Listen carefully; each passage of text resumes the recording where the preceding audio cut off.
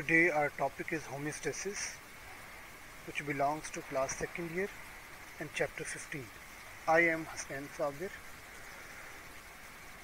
So move towards our topic, that is homeostasis. Homeostasis is composed of two Greek words. Homeo means same and status means standing.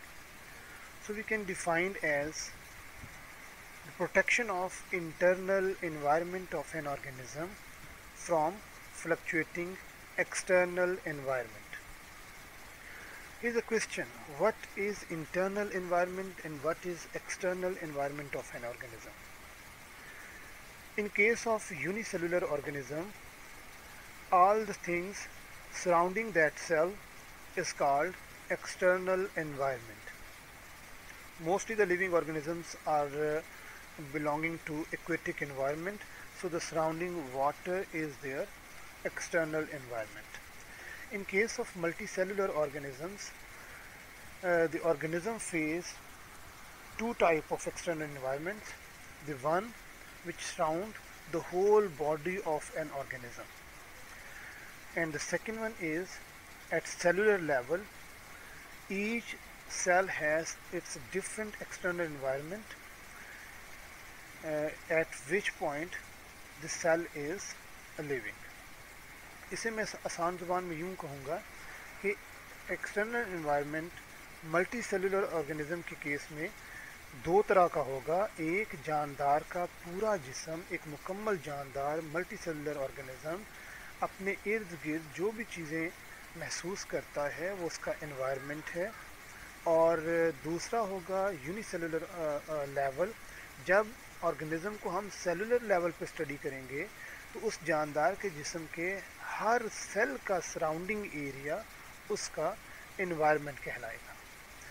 तो अगर हम ये कहें कि organisms के surrounding fix है, यानी एक्सटर्नल एनवायरनमेंट फिक्स है, उसमें कोई तब्दीली नहीं हो रही, तो सिंपल जवाब होता है कि नहीं.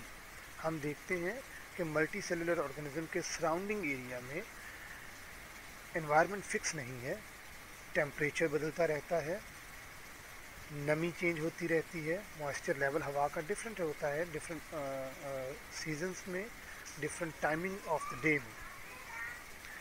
इसी तरह इन सारी फ्लक्चुएशंस, ये जो फ्लक्चुएशंस उतार चढ़ाव हैं कि एक्सटर्नल एनवायरनमेंट के अंदर डिफरेंट चीज़ें बढ़ रही हैं, कम हो रही हैं, these are known as the fluctuations. तो ऑर्गेनिजम्स ने इन फ्लक्चुएशन से बचना होता है. जानदार तभी अपने मेटाबॉलिज्म को मेंटेन रख सकेगा जब उसका इंटरनल एनवायरनमेंट इन बड़ी बड़ी चेंजेस को बर्दाश्त कर सके. तो जानदार का इंटरनल एनवायरनमेंट बैरूनी एनवायरनमेंट में होने वाली इन बड़ी बड़ी चेंजेस को बर्दाश्त करता है और उन बड़ी बड़ी चेंजेस को छोटी रेंजेस के अंदर ले आता है.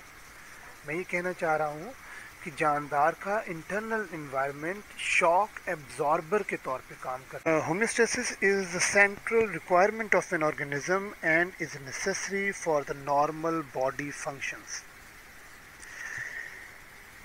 Therefore, each organism has got during evolution a specific internal environment which is suitable to its external environment. जी, आपने देखा होगा कि कुछ जानदार ऐसे हैं जो इक्वेटिक एनवायरनमेंट में रहते हैं, कुछ हैं जो टेरेस्ट्रियल एनवायरनमेंट में रहते हैं. अब सवाल ये है कि जानदारों ने कैसे अपने आप को मेंटेन किया कि वो इक्वेटिक एनवायरनमेंट के लिए फ़िट हैं या वो टेरेस्ट्रियल एनवायरनमेंट के लिए फ़िट हैं. इसके लिए जानदारों की millions of years back history को ऑब्ज़र्व करना पड़ेगा कि जानदारों ने किस तरह से अपने आप को एक सर्टन लेवल ऑफ एनवायरनमेंट के अंदर रहने के काबिल बनाया. तो इसका मेन रोल है उनका होमियोस्टेसिस. होमियोस्टैटिक सिस्टम उस ऑर्गेनिज्म को किस एनवायरनमेंट के अंदर रहने के काबिल बनाता है. तो होमियोस्टेसिस ने असल में जानदारों को माहौल के अंदर होने वाली तब्दीलियों को बर्दाश्त करने के लिए तैयार किया है. तो homeostasis enables an organism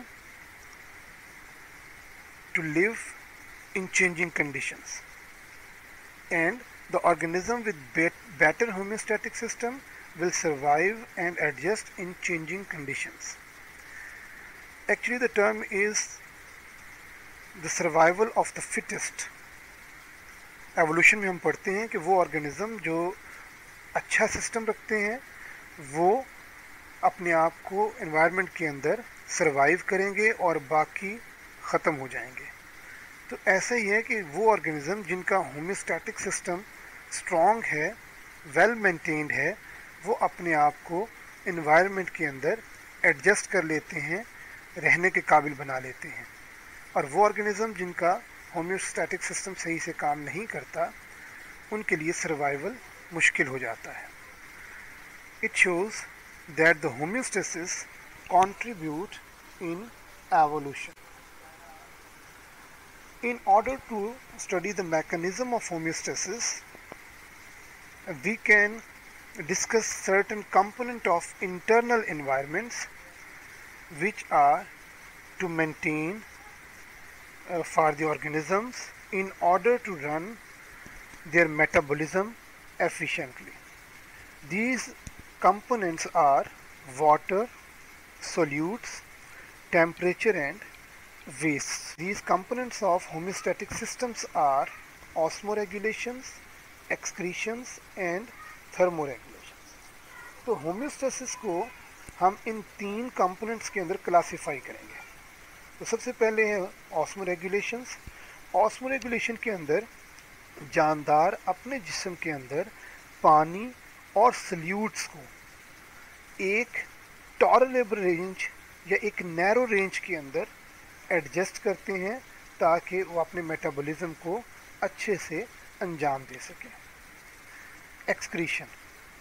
Excretion is a process of homeostasis in which organisms discharge their metabolic waste, mostly the nitrogenous waste.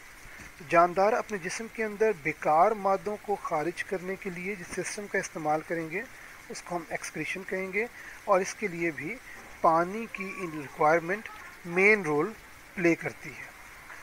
Different environment के अंदर रहने वाले ऑर्गेनिजम्स के अंदर एक्सक्रीटरी मटेरियल्स और एक्सक्रीशन के प्रोसेस समवट डिफर करते हैं. Third one is thermoregulations. जानदारों को अपने अंदरूनी एनवायरनमेंट को एक ख़ास टेम्परेचर रेंज के अंदर मेंटेन करना पड़ता है.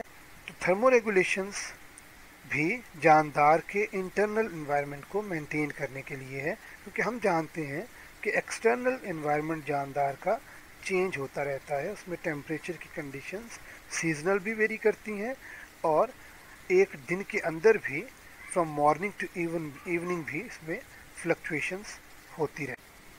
जी तो स्टूडेंट्स, होम्योस्टेसिस को समझने के लिए हम एक कंपैरिजन देखते हैं फिज़िकल और लिविंग कंट्रोल सिस्टम के दरमियान. किस तरह से ये दोनों काम करते हैं और उनमें क्या सिमिलैरिटीज़ हैं. तो फिज़िकल कंट्रोल सिस्टम को समझने के लिए हम आयरन की एग्जांपल लेते हैं. आयरन में तीन कंपोनेंट्स काम करते हैं. एक सेंसर जो कि उसके गर्म होने को मॉनिटर करता है. दूसरा कंट्रोल सेंटर, ये चेक करता है कि इसको किस लेवल तक गर्म करना है. और तीसरे उसके स्विचेस हैं जो अकॉर्डिंगली काम करते हैं. उसमें आपने इस तरीके को 3 नंबर पे उसको सेट पॉइंट दे दिया. अब सेंसर टेम्परेचर को डिटेक्ट करेगा. जैसे ही टेम्परेचर उस 3 लेवल के टेम्परेचर तक पहुंचेगा तो वो कंट्रोल सेंटर को पैगाम देगा. कंट्रोल सेंटर उसको फील करेगा सेंसर की वजह से, थर्मामीटर की वजह से, और स्विच ऑफ कर देगा. इस तरीके को आपने देखा होगा कि उसकी लाइट बुझ जाती है. फिर जब इस तरीके ख़ास लेवल तक ठंडी होगी, उस सेट पॉइंट से नीचे जाएगी, तो कंट्रोल सेंटर फ़ौरन उसको स्विच ऑन कर देगा और वो दोबारा उस लेवल तक गर्म होना शुरू हो जाएगी. इस तरह ह्यूमन बॉडी के अंदर भी 3 कंपोनेंट काम करते हैं. एक रिसेप्टर्स जो हीट को डिटेक्ट करते हैं. दूसरा कंट्रोल सिस्टम सेंटर जो उस सर्टन लेवल को, जो सेट पॉइंट है उस ऑर्गेनिज्म का, उस पे टेम्परेचर को मेंटेन करने की कोशिश करेंगे. And the third one is effectors जो कि कंट्रोल सेंटर के अंडर काम करेंगे कि किस तरह से टेम्परेचर को उस रेंज तक मेंटेन रखना है. हम इसकी डिटेल इस चैप्टर में आगे चल के देखेंगे कि human control system thermo regulations के अंदर किस तरह से इन तीनों कंपोनेंट्स को काम में लेके आता है। फीडबैक मैकेनिज्म हम ये कहेंगे कि रिसेप्टर्स चेंज को फील करेंगे, उसको कंट्रोल सेंटर की तरफ उस पैगाम को पहुंचाएंगे और कंट्रोल सेंटर फैक्टर्स के थ्रू उस प्रोसेस को कंप्लीट करेगा या अकॉर्डिंग टू रिक्वायरमेंट एक्शन लेगा। इस प्रोसेस को हम फीडबैक मैकेनिज्म कहेंगे। दो कैटेगरीज हैं फीडबैक मैकेनिज्म की।